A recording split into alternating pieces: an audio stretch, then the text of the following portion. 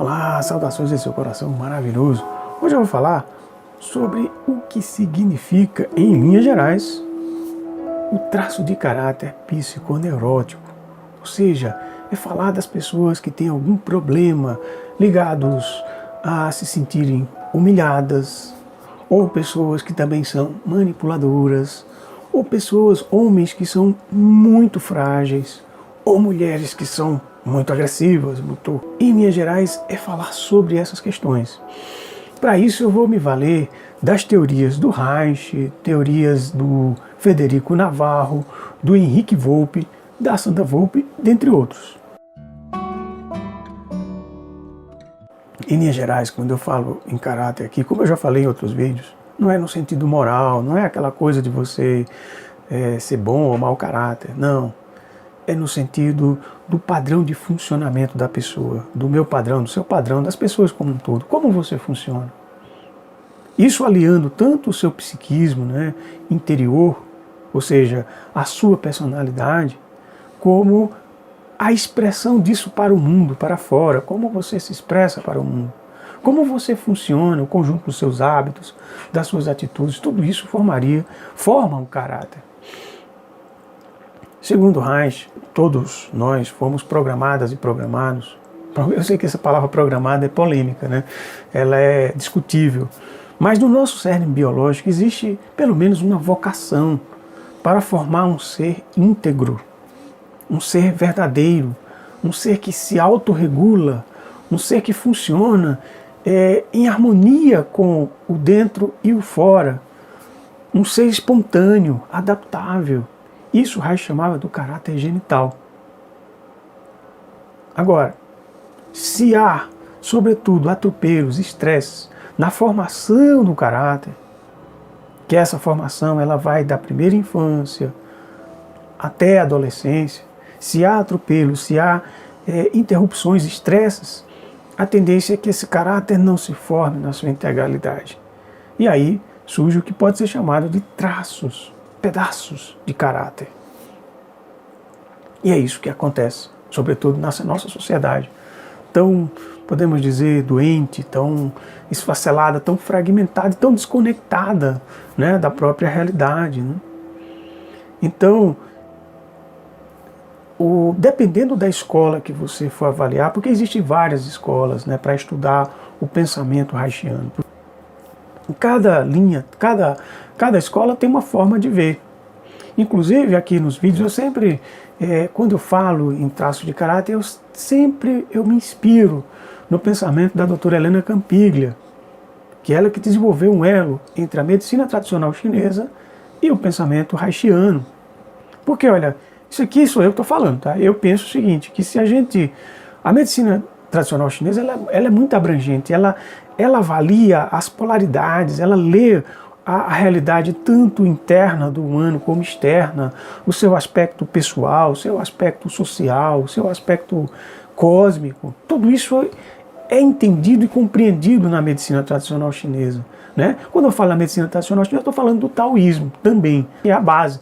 Não é o taoísmo, não é uma religião, e sim uma prática, podemos dizer, uma filosofia de vida, né? Que inspira, sobretudo, a medicina tradicional chinesa. No que tange ao aspecto psíquico, a gente não tem uma literatura específica que fala sobre isso. Até onde eu sei, quem abriu essa porta, quem trouxe essa correlação foi a doutora Helena Campiglia. E o que ela mostra para a gente é que se a gente dá um zoom, se a gente abre uma lupa e olha o Shen na medicina chinesa, se a gente olha o conceito de Qi, né, sobretudo o conceito de Shen, a gente vai encontrar os traços de caráter. A gente vai encontrar a mesma base, o conceito de orgone que o Reich desenvolveu basicamente, podemos dizer, né, em linhas gerais, que é o mesmo conceito de Qi. Então, por isso que em alguns vídeos que eu falo aqui sobre traço de caráter, eu sempre faço essa ponderação, porque eu falo sempre inspirado, né, nessa linha ligada à medicina tradicional chinesa. Porque cada traço de caráter vai estar associado a um elemento, a uma manifestação, né, seja ele qualquer que seja. E Nesses vídeos aqui eu vou fazer um pouco diferente do que eu já fiz em vídeos anteriores. Eu vou enfocar, sobretudo, em linhas gerais, na linha haitiana. E aí o que acontece? Nesse contexto, a gente, em outros vídeos eu falo assim como é o mais clássico, inspirado sobretudo em uma determinada escola, que a gente fala dos 5 traços de caráter. Mas na caracterologia pós-haitiana, que é o que a gente vai enfocar aqui, para a gente falar inclusive do psiconeurótico, a gente vai encontrar terminologias diferentes e mais ampliada. É como se a gente colocasse um zoom maior, ampliasse mais ainda, colocasse uma lupa e visse maiores detalhes, né? E aí a gente encontra, sobretudo, as duas estruturas mais consistentes que o ser humano desenvolve com relação ao caráter, é o núcleo psicótico, inclusive eu fiz um vídeo sobre esse assunto, e o borderline, que também fiz outro vídeo. Foram os 2 vídeos que abriram essa série. Os demais traços de caráter são, né, de acordo com essa escola, são coberturas. E essas coberturas elas vão se dissolvendo, vão se dividindo, subdividindo em tipologias, o que torna a nossa visão mais detalhada, mais coerente com a realidade. É muito interessante, por isso que eu estou trazendo esse assunto para cá, né? E são elas, só falando em linhas gerais, esses 2 que eu já falei, o núcleo psicótico, o traço de caráter borderline, e aí a gente vai entrar no caráter psicopático, no caráter masoquista, no obsessivo compulsivo, no passivo feminino, no agressivo masculino, e depois a gente tem ali o fálico narcisista, a histérica e a histérica clitoridiana, que é outro traço de caráter também que a gente vai falar aqui, tá? No que tange ao psiconeurótico, a gente vai falar sobretudo da segunda fase de vida que a gente passa, porque a gente tem 3 fases, isso inspirado no pensamento do Freud. Nós passamos por uma fase anal, passamos por uma fase oral, uma fase anal e a fase genital. Que isso aí vai entre da barriguinha da mãe até ali 5, 7 anos. Só que o caráter ele vai se completar totalmente no término da adolescência. Na medicina tradicional chinesa seria no momento madeira. É claro que essas etapas também se subdividem em elementos. Isso aqui sou eu que estou falando, tá? Com relação aos elementos. Na fase oral, a gente teria o elemento água, o elemento terra. Na fase anal, nós temos o elemento madeira e o elemento metal. E na fase genital, o elemento fogo. Isso aí seriam os desdobramentos, que a gente poderia fazer esse entendimento. Inclusive, se você quiser vir, tem um vídeo aqui que eu falo sobre os 5 elementos. O traço de caráter psiconeurótico, como eu já falei, ele surge justamente nessa etapa, nesse momento, nessa fase anal, que inclusive o Henrique Volpe, a Sandra Volpe, denominou de etapa de produção. É a etapa em que a criança está ali se descobrindo no mundo, ela amplia o seu leque de ação, ela começa a subir numa cadeira, ela consegue manipular as coisas, andar, correr, e começa a produzir coisas internas, produzir suas fezes, produzir seus pensamentos, os seus sentimentos. E aí, se há atropelos nessa fase, irá desenvolver esse traço de caráter chamado psiconeurótico, que ele vai ser subdividido em tipologias. O psicopático, o masoquista, o obsessivo compulsivo, o passivo feminino e o agressivo masculino. Então essas subdivisões, essas tipologias, elas ampliam a nossa visão, para que você possa fazer uma percepção mais de que momento, de que fase essa pessoa, que características, como o funcionamento dessa pessoa funciona de acordo com o nível de perturbação que aconteceu nessa fase. Agora é claro que cada uma delas tem os seus níveis de intensidade, de leve, de moderado ou até agressivo, o intenso poderia ser uma coisa severa, E aí vamos falar, eu vou fazer um vídeo para cada tipologia dessa. Mas hoje falando em linhas gerais, assim, podemos dizer que o o psicopático, ele surge ali na transição da oralidade, que vai ali do processo do desmame, ali dos 9 meses, né?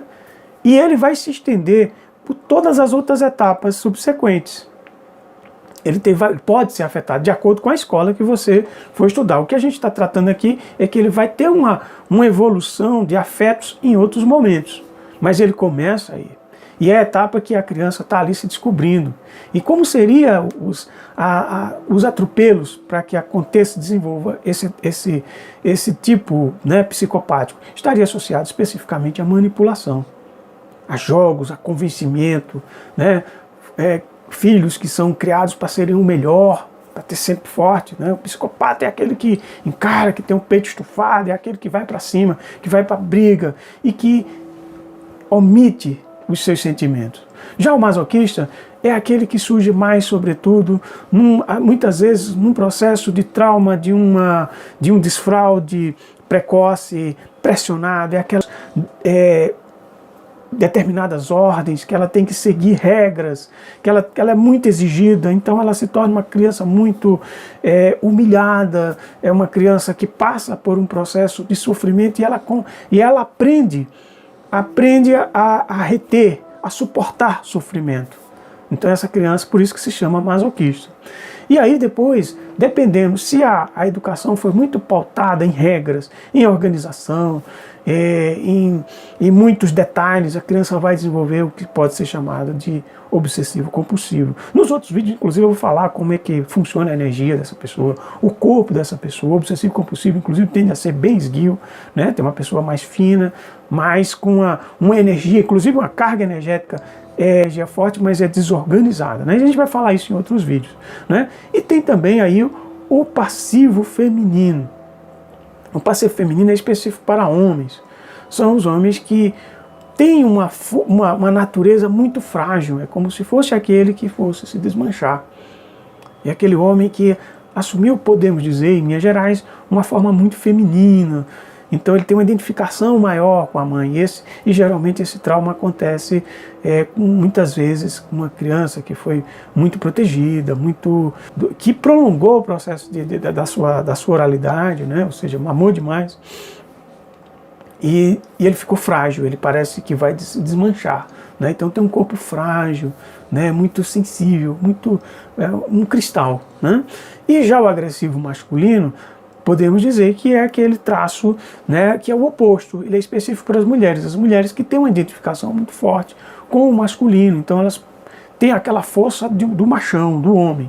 Agora, uma coisa que é importante que a gente vai falar aqui é que esses traços, essas tipologias aí, elas não são especificamente, necessariamente, uma questão de orientação sexual. Não é um gay especificamente, nem masculino, nem feminino.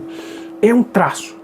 É uma vocação, é um jeito, né, de uma identificação com quem representou esse lado, né, ou com a mãe que ou um representante, né, dessa força importante, ou do pai, né. Então isso aqui é uma pincelada para a gente falar, né, que o conjunto disso constitui, né, o que a gente pode chamar de traço de caráter psiconeurótico. Então ele tem várias faces, né, várias tipologias, e é isso que a gente vai avaliar. A gente vai fazer vídeos aqui sobre cada uma delas, né? Então isso aqui é uma pincelada, né, uma forma de você, né, ter um conhecimento básico sobre isso, né? Claro que você pode se aprofundar, né, sobre esse assunto. Eu sugiro, inclusive, que você estude as obras do Federico Navarro, do Henrique Volpe, da Sandra Volpe, mais especificamente do Henrique Volpe, que ele é inclusive a linha dele é mais pautada no Federico Navarro. E, enfim, e se você, porventura, não for inscrito aqui nesse canal, e se seu coração cantar para isso, eu sugiro, né, que você possa entrar nessa comunidade e que você possa se inscrever, ou comentar, ou compartilhar o vídeo, né, e também deixar suas sugestões, dizer o que é que você acha desse assunto, se isso é importante para você. Então, olha, saudações a esse seu coração maravilhoso, e a gente se vê no próximo vídeo. Prepara aí que vem o material aí onde a gente vai falar de cada tipologia dessa. Muita luz e uhul!